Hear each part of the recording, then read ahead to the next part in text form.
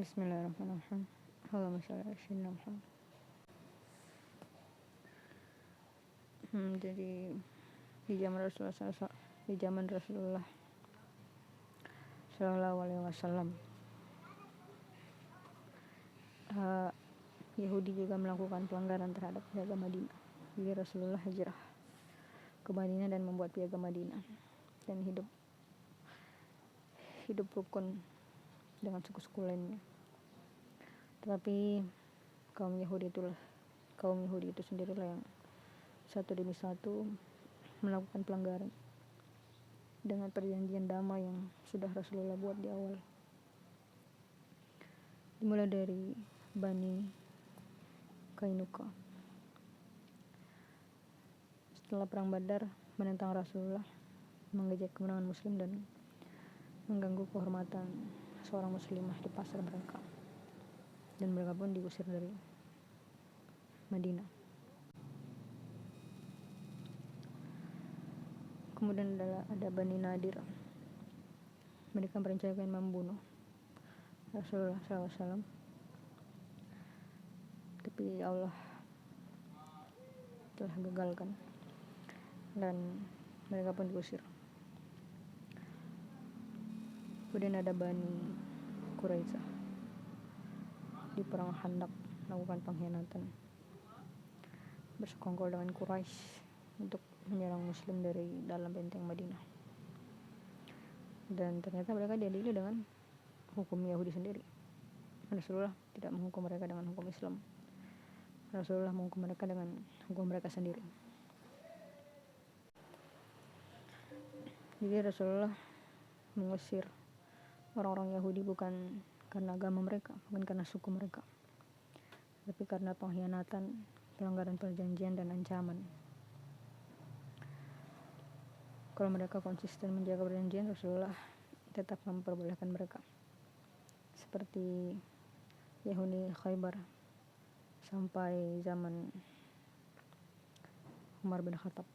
Tapi di zaman Umar pun akhirnya Umar mengusir mereka radhiyallahu anhu sesuai dengan wasiat Rasulullah SAW. Tapi ketika mereka diusir satu persatu karena sebuah kejadian, ini sebuah petunjuk yang nyata bahwa Rasulullah melakukan penghukuman itu setelah nyata tindakan pelanggaran yang mereka lakukan. Dan itulah merupakan salah satu contoh yang wajib ditekuni oleh umat Muslim. Dan saat ini menurut saya ini adalah salah satu kegagalan dari umat Muslim saat ini. Kegagalan yang nyata. Sejatinya ini terjadi karena ada kemungkinan yang paling besar berarti memang ada ulama yang terputus ya dari sejak khalifah terakhir.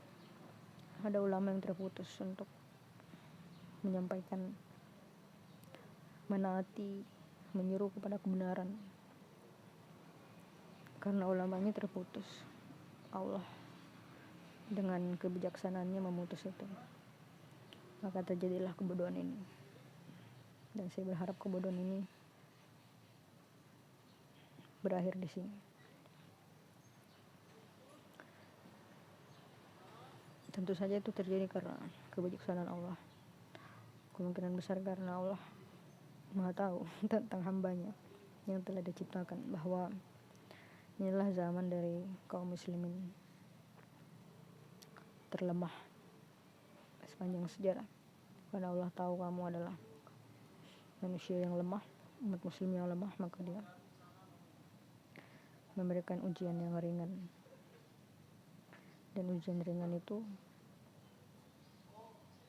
memiliki hisab yang berat, karena kamu merasa ringan hidup di dunia, tapi hisabnya akan berat di akhirat. Meskipun ringan di dunia, tapi itu terjadi karena kelemahan diri kamu sendiri, karena kamu lebih mencintai dunia ini daripada memperjuangkan tegaknya Al-Quran. Padahal sudah menjadi kewajiban umat muslim untuk menegakkan Al-Quran. Saat ini Allah sedang menunjukkan kepada kamu ketika kamu lalai terhadap perjuangan untuk menegakkan Al-Quran. Dan ketika kamu membiarkan kaum Yahudi dengan berbagai kebohongannya untuk menguasai kamu melalui perputaran ekonomi, padahal Allah sudah menurunkan Al-Quran agar kamu berjalan tegak di atasnya, tapi kita lebih memilih dunia daripada menegakkan Al-Quran. Maka saat inilah terjadi ketidakadilan di mana-mana. Ketika kamu tidak mau memperjuangkan tegaknya Al-Quran, maka ketika itulah ketidakadilan terjadi di mana-mana. Saat ini Zionis membantai warga Gaza dengan semena-mena, dan kamu tidak mampu melakukan apapun. Kamu tidak mampu mengirimkan pasukan perang. Bahkan kamu memberikan senjata kepada musuhnya melalui profit kamu, karena kamu bekerja di bawah kaum munafik itu yang membangun hubungan ekonomi dengan pemerintah mereka, yang membuat senjata untuk diberikan kepada Zionis untuk membantai Gaza. Maka kebodohan ini harus dihentikan. Inilah akhir dari kebodohan ini.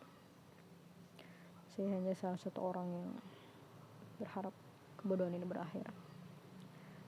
Kebodohan ketika kamu membiayai musuhmu sendiri, yaitu orang-orang yang melanggar Al-Quran.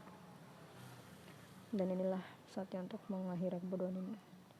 Bersatulah manusia, bersatulah di bawah seorang pemimpin yang adil, yang menegakkan Al-Quran. Dimulai dengan menghentikan pembantaian di Gaza hingga ke tempat-tempat lain di bumi Allah. Penggunaan uang kertas harus diakhiri. Jadi penggunaan uang kertas itu mirip seperti kamu ketika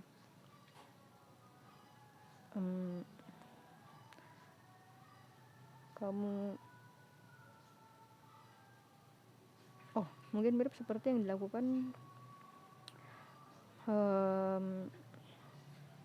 kaumnya Musa ya, ketika Nabi Musa meninggalkan mereka melemparkan hartanya,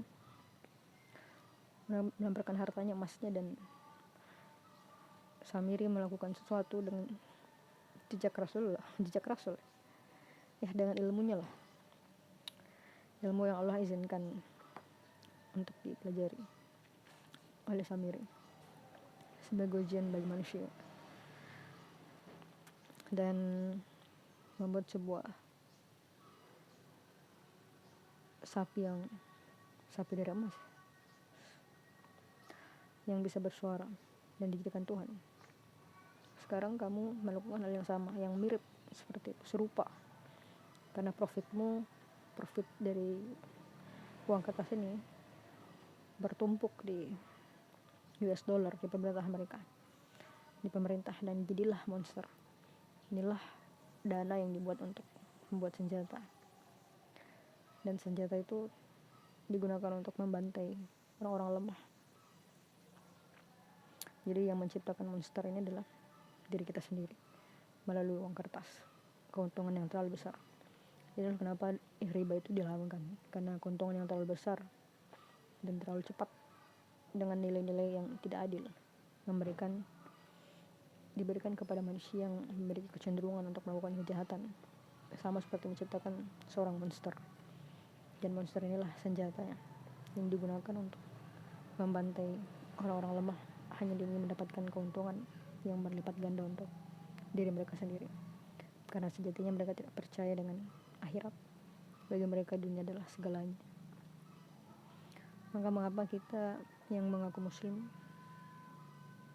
melakukan hal yang sama dengan mereka, menganggap dunia ini segalanya dan memberikan profitmu kepada mereka? Maka inilah saatnya untuk menghentikan kebodohan ini. Ini adalah sebuah kebodohan yang nyata. Ketika kamu sendiri tidak mampu menciptakan darah yang mengalir pada tubuhmu sendiri, dan kamu lebih takut kepada manusia daripada Tuhan Allah, maka inilah kebodohan yang harus diakhiri. Bersatulah umat muslim. Wallahu a'lam.